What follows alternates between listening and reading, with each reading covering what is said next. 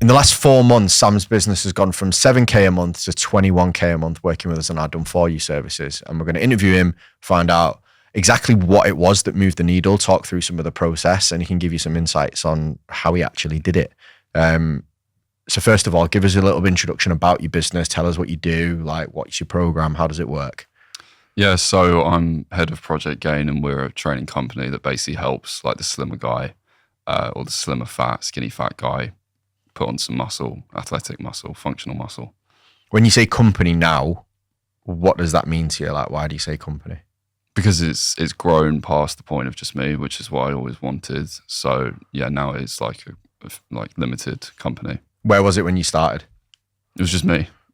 It was just little old me. You were doing okay though. You I was like doing 7K a month, yeah. like nothing to fucking turn your nose apart. Yeah, I just hit my first 10 grand month, but I was abroad. I was in Thailand in a different time zone, just working my ass off to make that happen. I just wanted to prove it to myself. Yeah, absolutely. That was just before I joined. Why are you not like a settler? Because a lot of people like they get to like that 7 to 10 mark and they're like, you know what, I'm nice now. Like I don't need to do anymore. Because to be honest, I enjoy it. I've always known that I wanted to, do stuff for myself. I didn't know what it was when I left uni like a couple of years ago.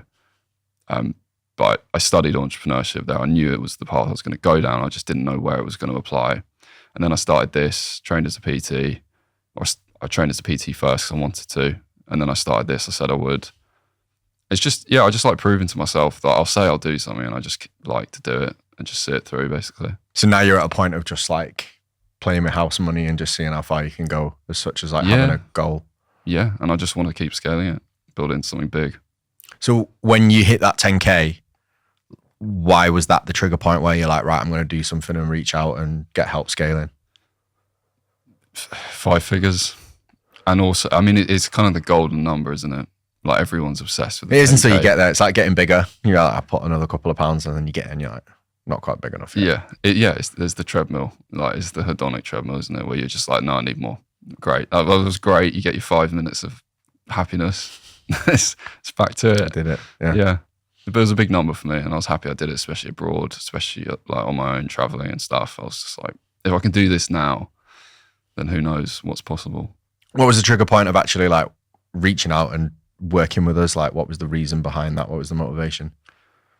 So I remember it pretty clearly, and this always happens, funnily enough. I was in the gym and I was having a really good session and Frank actually reached out to me a few months prior. Frank, the guy. And I was in Bali at the time. I was just like living, traveling, not really taking things too seriously. Doing the pure online coach Bali thing. I really was on, like 5K a month, but I was growing. Bali's great for that though, isn't it? It is, yeah. So it was great.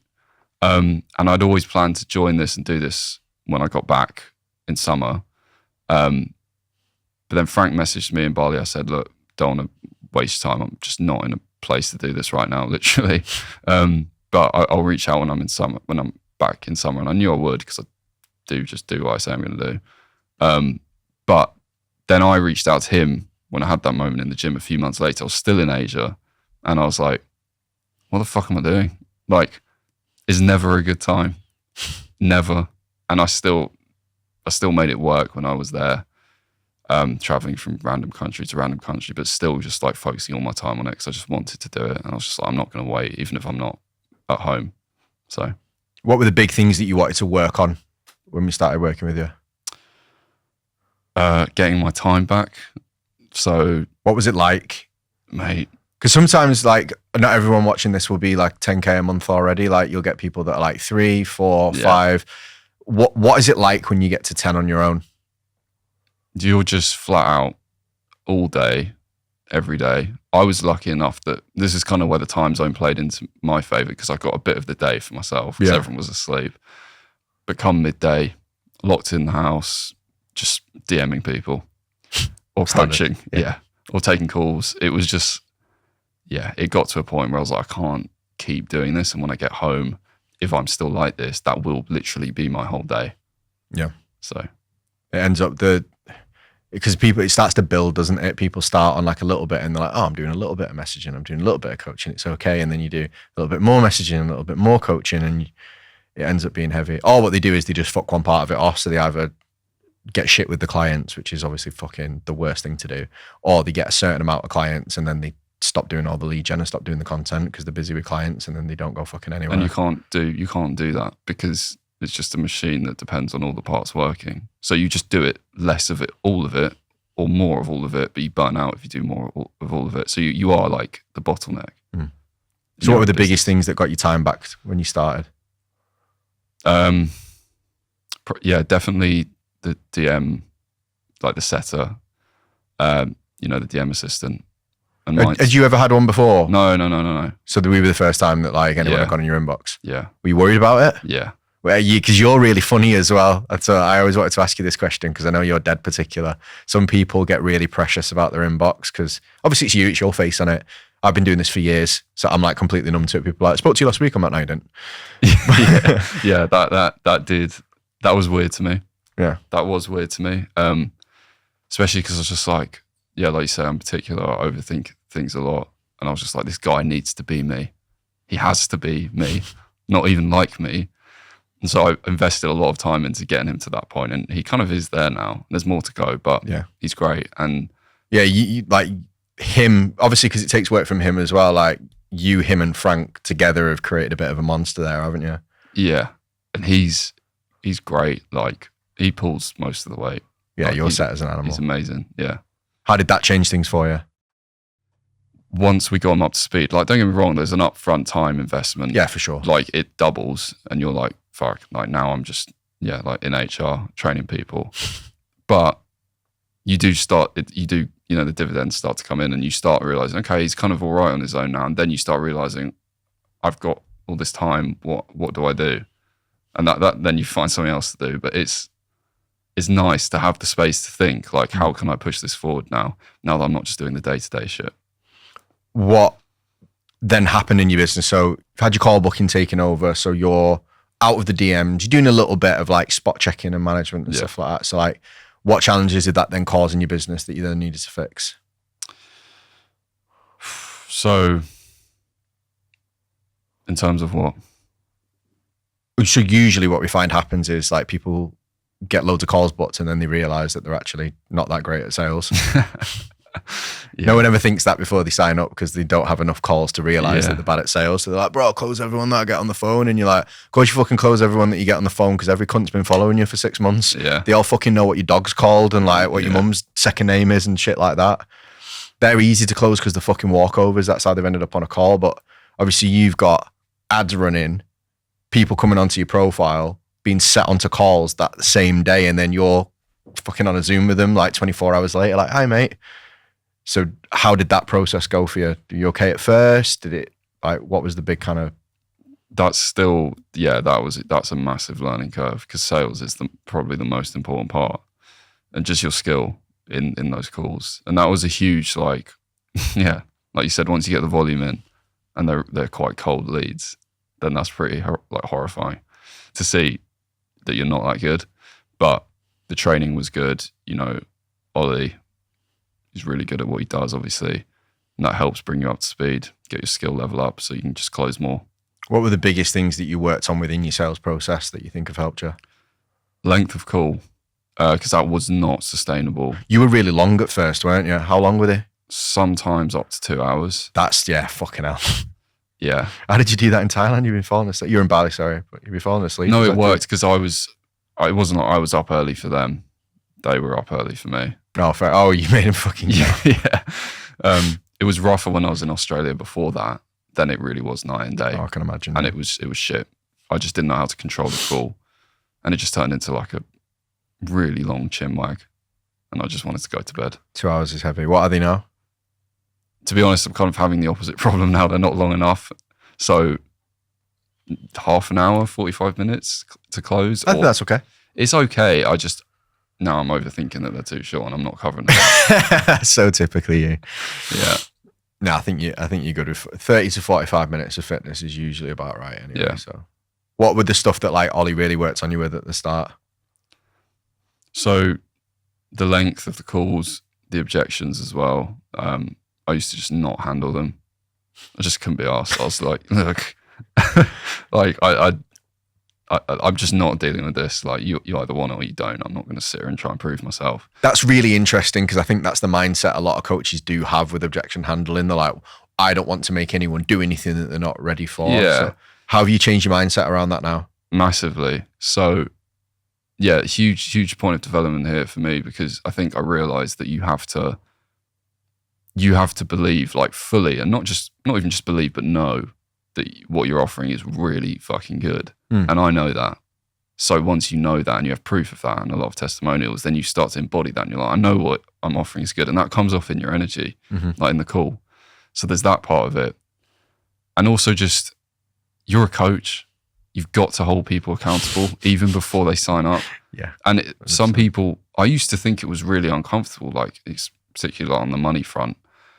Before I joined this program, before I started doing anything with you guys, I always thought like, no way am I going to objection handle someone's finances. That's so uncomfortable. But you just realize that half the time it's an excuse, and the other half of the time, if they do want to do it, they just need help figuring out what would work for them to do it. So it's not uncomfortable, and you're just trying to help them change their life. And if you really believe you can and know you can, then it's a good thing. Yeah. Yeah, I agree. So you had the one-on-one sales help from Ollie, who is a fucking gem. How we managed. I'm so glad that the company that he used to work for, I used to make him work at like 5 a.m, so he literally just couldn't do it. Because obviously he's a really good closer. He could make a load of money just doing sales, but he's too weak for the American market nowadays. Too long in the tooth to be doing those 3 a.m. calls. And then the final bit, like the scaling of the actual business, like what were the big challenges that you had there? Because now you've got leads coming in, getting booked on your calendar. You can do as many sales calls as you care to take during the day. You're closing them now. So what kind of other challenges did that cause?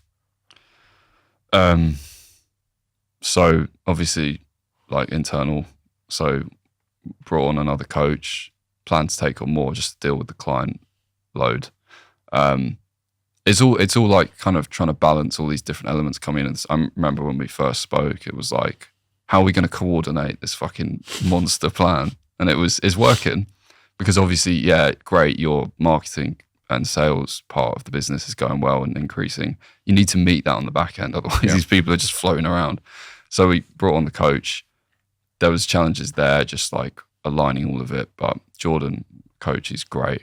He knows what he's doing. So that was quite smooth as well.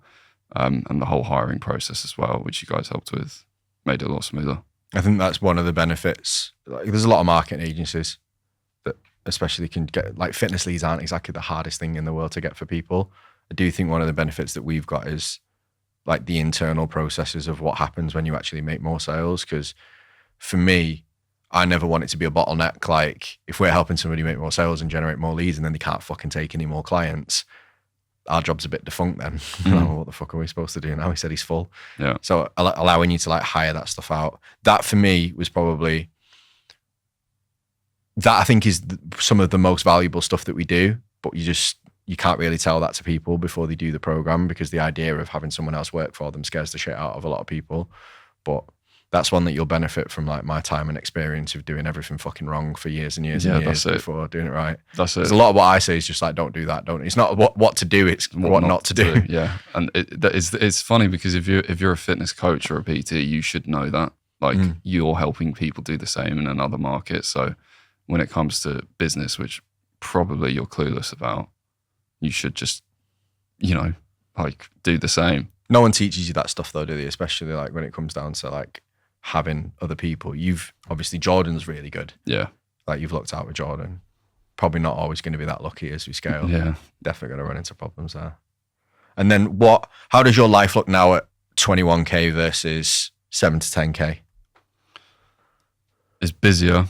But I think I'm not someone who just takes from the business that I will pay myself fuck all just because I want to grow this thing. I think it's fun. I'm young. I don't have that much responsibility. So, but I know that like if I need to pay for something or whatever, I just can.